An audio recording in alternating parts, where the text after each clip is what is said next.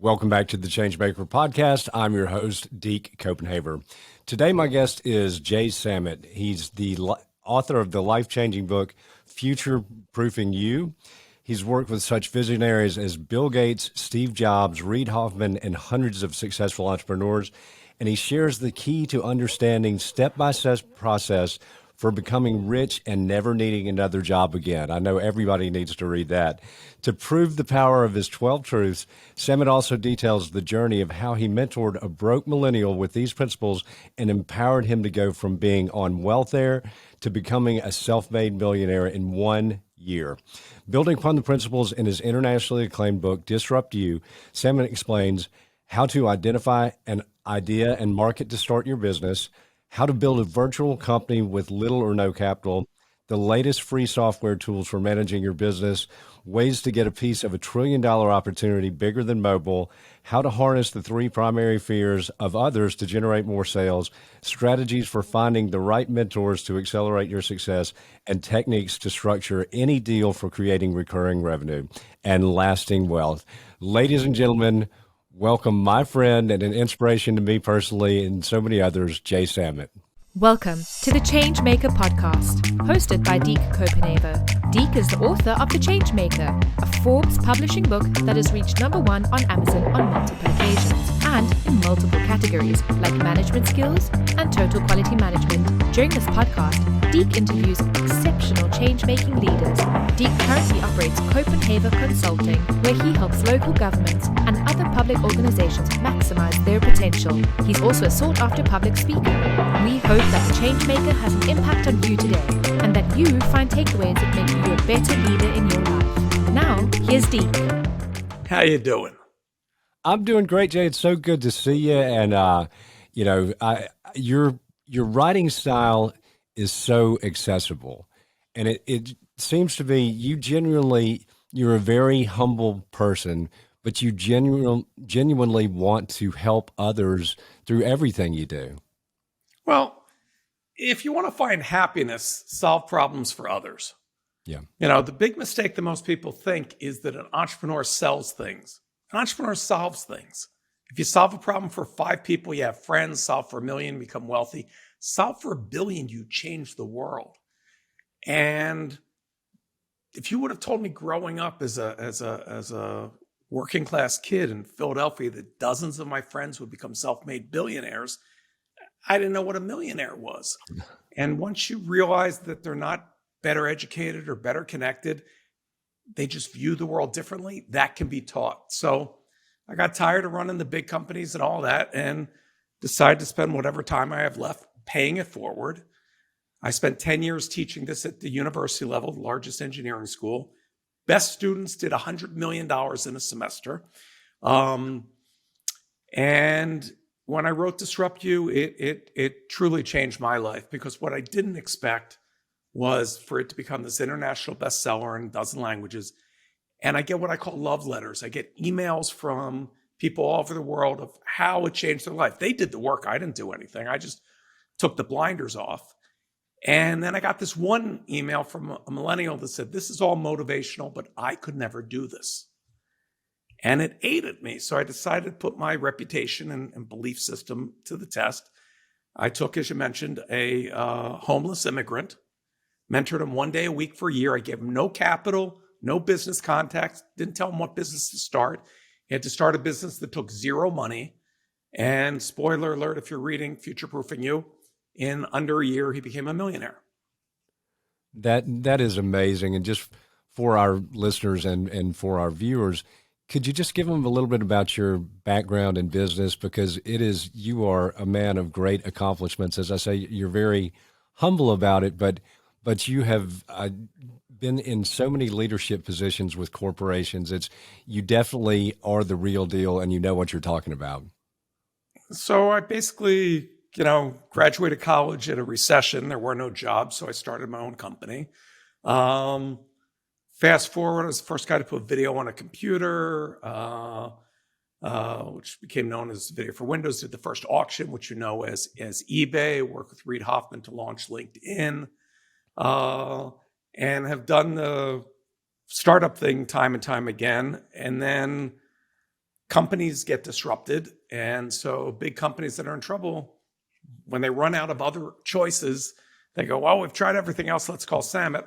So I ran the digital for the world's largest music company when Napster took that industry and decimated it. Then I was number 3 worldwide of Sony. And most recently, I just stepped down as vice chairman of Deloitte, a company that does $40 billion a year. It doesn't matter whether it's a 2-person business or you have 1 million employees. There's very few people in your company that actually move the needle. And so you can actually become an entrepreneur, stay at your big company, and disrupt what they're doing. And we live in such a dynamic time. We're in an era of endless innovation. So it's never too late to start. When I speak around the world, people always ask me, is now a good time to start a business? And I said, best time to start your business was a year ago. Right now is the second best time. Yeah. Every day you stay stuck in the past is one less day you have to work on building a better future for you and your family and the lifestyle that you deserve. So not to minimize Vin, the young man's effort, he didn't watch TV for a year, go to the clubs, go to the bar, go on a date.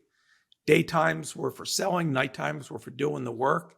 And he didn't. He worked 7 days a week. Now, he was willing to work harder than most people were willing to work for 1 year so he could live the rest of his life in a way that most people are not able to live. And it's called future-proofing you, because what got him through those last couple months when he'd already hit the $1 million was he knew he was going to take the next year off. His parents had been on welfare. He's been on welfare. He was going to travel the world. It was a dream of his. He knew that he could do that, not because you can live your whole life off $1 million, but because he knew he was future-proof. Whenever he wanted to stop and start up again, he could. And today he has Fortune 500 clients, and he's a successful businessman in his own right. And so I appreciate the compliment of it being accessible. I'm not writing this for some PhD. Yeah. I'm writing this because we're taught in school to be employees, which means you're being taught to make someone else's dream come true. My favorite anecdote is a young guy's working at a company, sees the boss pull up in a brand new Lamborghini, and the young kid's eyeing this car. Goes, wow. And the boss goes, you like that car? He goes, yeah. The boss goes, if you work really, really hard this year, I'll be able to buy another one. That, I think, is a very true statement. But I'll tell you, Jay, in my adult life, I've viewed everything as an entrepreneurial endeavor and have reinvented myself multiple times over. I was in banking and then real estate and development, held office for 9 years, yada, yada, now down to this podcast. But it's really, and I want to get your take on this, it's been interesting to me, particularly since the pandemic hit, that I still see people in leadership positions that are clinging to the status quo, but we've always done it this way. And I'm like, there is no status quo. Yeah. If it worked for you, if it got you to the top, there's really no incentive for that person to change. Yeah. And so for a bunch of years at the beginning of my career, when the world wasn't on the internet and wasn't doing digital and everything that we now take for granted that I thought was going to happen overnight because I was young and idealistic, I used to come out of meetings going, they don't get it. They just don't get it. And I'm a slow learner. About 15 years into that, it dawned on me one day, it's not their job to get it.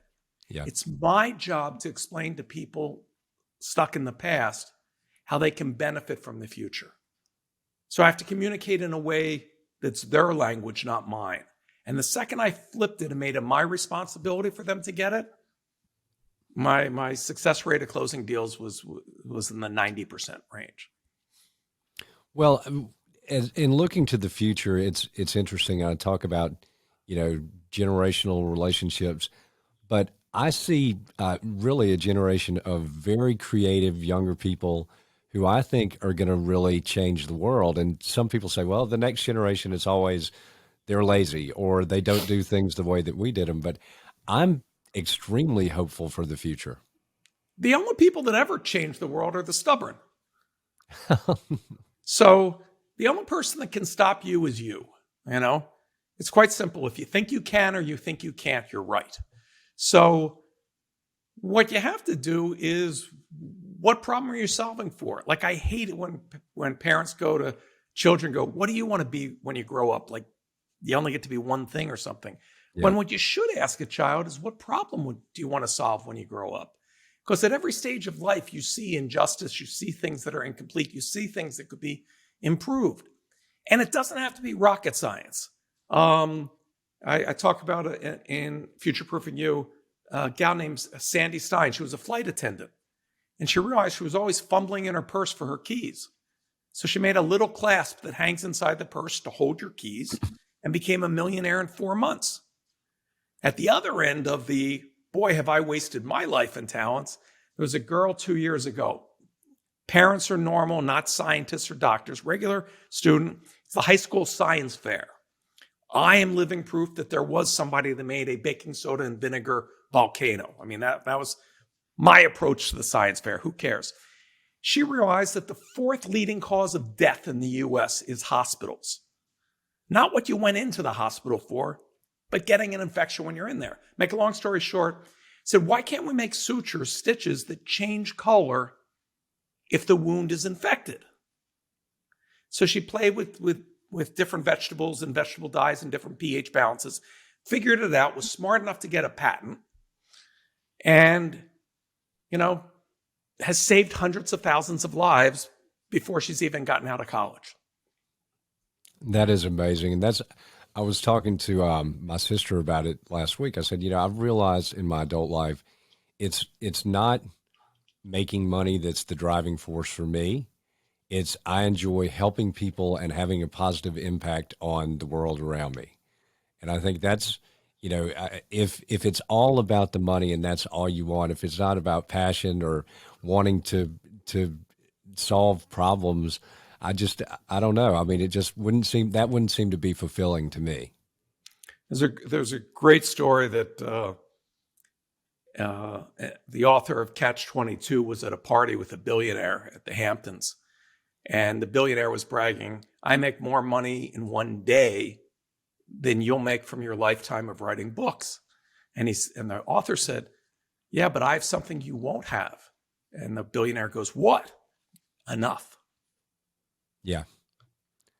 Well, and I want to get into that because you just mentioned billionaires, but it does seem like in society, and, I was watching the PGA Tour, the Tour Championship yesterday, and it almost seems like we're so obsessed with money. And I'm a PGA Tour fan versus the Live Tour.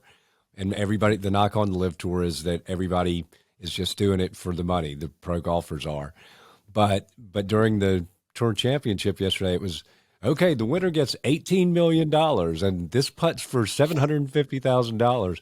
But it does seem like, as a world, we are sort of obsessed with money at times. I actually think the obsession is the lack of money. I think when people are facing having to juggle bills, the pressures of that they can't, live the life that they deserve, it's a burden that just hangs over them. Yeah. And the big mistake that people are taught in school is they believe that there's a finite amount of money. So if you get the money, then I'm not getting the money. If he gets the raise, I can't get the raise. If immigrants take a job, I can't get. It's like a poker game. They believe that there's only so much money, when in fact, entrepreneurs make money from thin air. My last startup, after 18 months, sold it for $200 million, okay? If I told you, Deke, I'm starting a new company, I'll give you 10% for $10,000, you'd go, sure. What do I now have? I have $10,000 in cash and $90,000 in stock that I made from the air. I can hire people, I can buy things, I can merge companies. So when you look at an Elon Musk, he created those hundreds of billions. He didn't get them from a bank. He didn't get them from taking it from a customer and charging more. So you can create future value. And once people understand that switch, then it goes from this dog eat dog of we're all competing over this one bone to how can we help each other and a rising tide lifts all ships. And what's been different about many, if not most, of today's billionaires, a new billionaire is minted every 30 hours right now. Let that thing sink in. So what kind of slacker are you? I don't know what you did this past weekend. But, and they're self-made. They didn't inherit. They didn't get it from having factories and paying people this so that they can make that. Yeah. They did it by creating wealth. And when you can now have that type of generational wealth, not from exploitation, but from solving for the greater good, you get a different type of billionaire. You get people that are altruistic. You get people that are trying.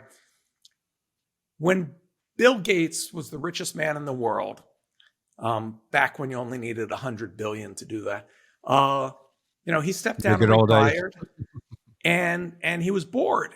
And a friend of his said, it's kind of nice to be mentioned as that you were the richest man in the world, but it would be really cool?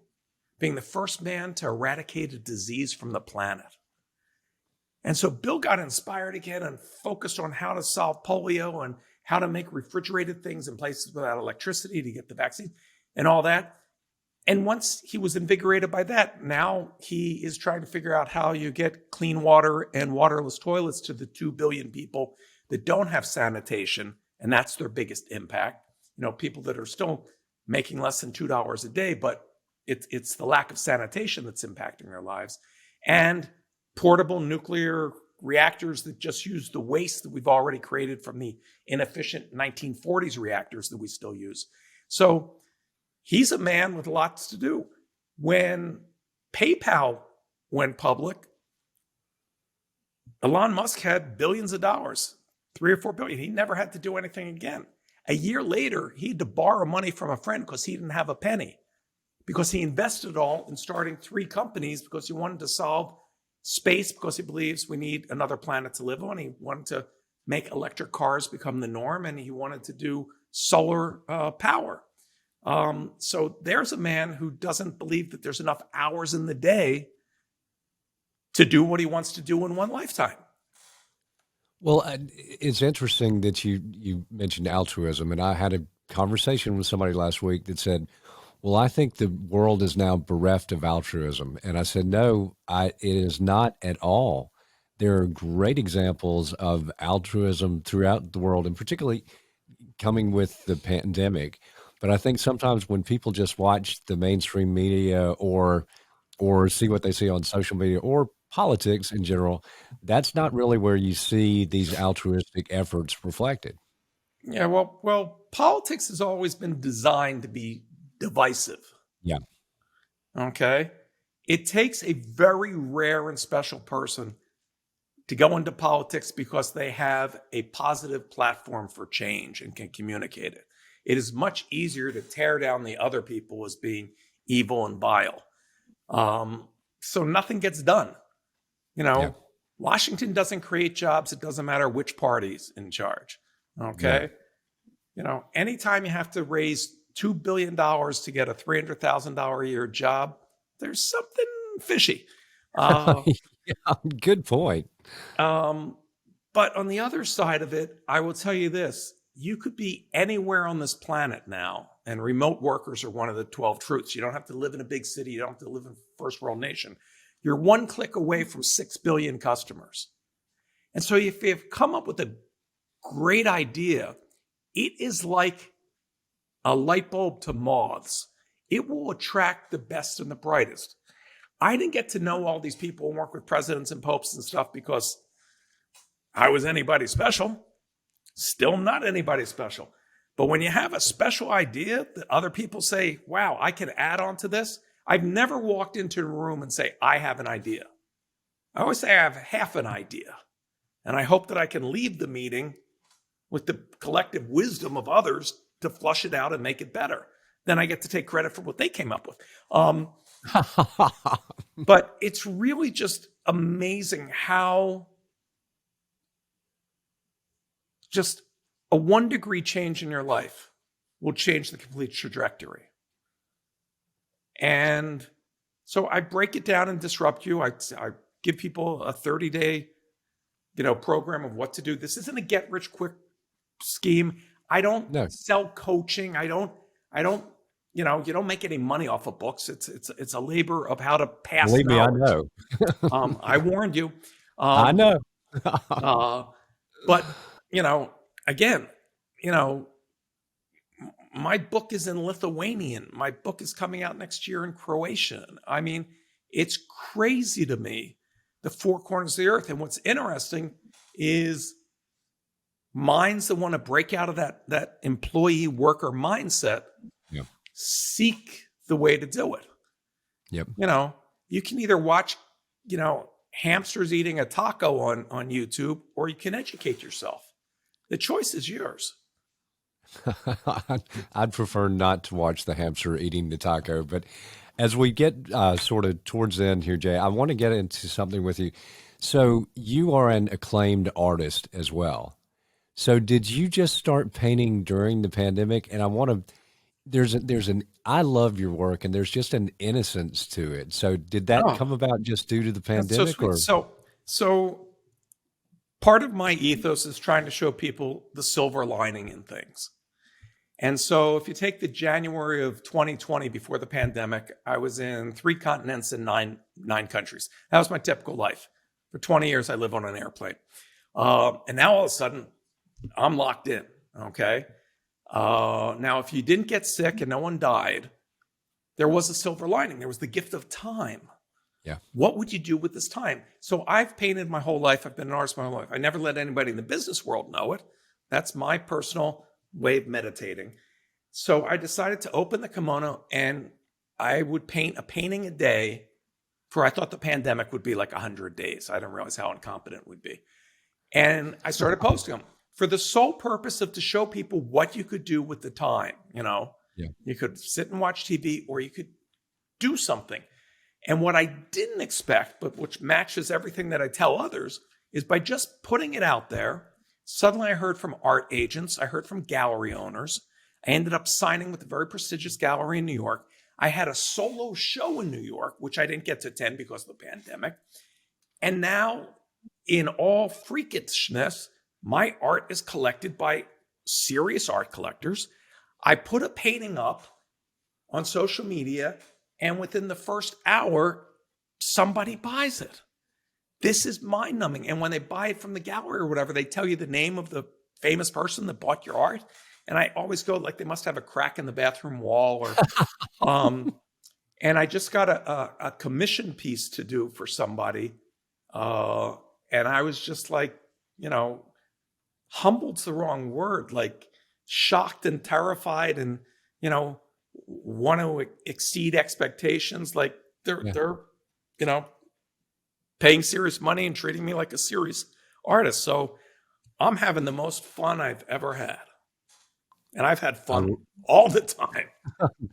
I love hearing that. Well, I do want to share with our listeners another interesting fact about you. And you are a proud father of 2 sons, but you also put yourself through UCLA working as a magician. Yeah, still a member of the Magic Castle, passed on that love of magic to my sons. I'll tell you the intersection between magic and being successful in business. When you go to see a dancer, you want to see them jump their best, dance their best. When you go see a singer in concert, you want to hear them sing their best. When you go see a magician, you want to see them fail. You're trying to figure it out. It's the only art form where the audience is against the artist. So if you can knowingly go into that situation knowing that everybody's against you and turn that around, walking into a meeting to pitch something, that's a cakewalk. So I think it teaches people self-esteem. To me, I saw a magician as a little kid, about 4 years old, and I was hooked. Not because of what he could do in his hands, but what he could do to the faces of the adults. That he had a power that they couldn't fathom, that how was he doing it?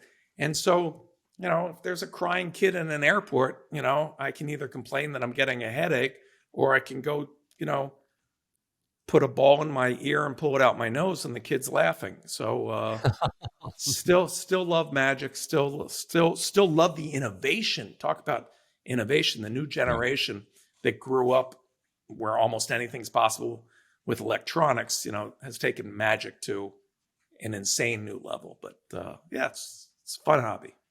You are definitely a Renaissance man. Well, where can our viewers and our listeners find you and find your book? So the books, both of my books are on Amazon, wherever you want to get them, in digital, in print, in audio, if my voice doesn't annoy you. You can find out more stuff about me on Wikipedia, or my website is my name, JAYSAMIT.com. You can see my art there. If you're in New York, swing by Richard Tattinger Gallery. And, I look forward to seeing what people create. Well, I'll tell you, your books have really inspired me personally. And I just, here again, I know that you are a giving man, that you want to really help people. And that's a wonderful thing to see. But as we close, I always like to ask my guests one question. On a daily basis, what puts joy in your heart and a smile on your face? Doing random acts of kindness, doing something unexpected for somebody. Well, an example pops into mind from years ago when I was running EMI and traveling the world doing concerts. Lenny Kravitz was one of our artists, and we're Wembley Stadium, 100,000 people in the audience. And his daughter, who's now famous, Zoe, was this little kid sitting, in the stands, no adult with her, nobody paying any attention. Dad's, on the stage, very, very, used to the environment. But as a parent, I'm like, this kid's sitting there. So I go back to craft services and I grab a whole bunch of different boxes of candy and stuff. And I just bring her this candy. She was happy. That wasn't the random act. It's maybe a month or so later, Hollywood Bowl. Same thing. Lenny's on stage. I notice her sitting there. I go run and get a bunch of candy, and she's a little kid, and I bring it. And I know in her mind, she has to believe that there's this candy fairy that appears that looks like this old dude. But the look in her face, she was so delighted. It takes so little to change a person's day. Yeah. If you see somebody that doesn't have a smile, give them yours. I agree completely. Well, Jay, thank you for taking the time to be with me today. You've been an awesome guest, and thank you for your friendship. Yeah. Keep doing what you're doing, my friend. I will. That's all we've got for today. Dropping the mic, and we are out.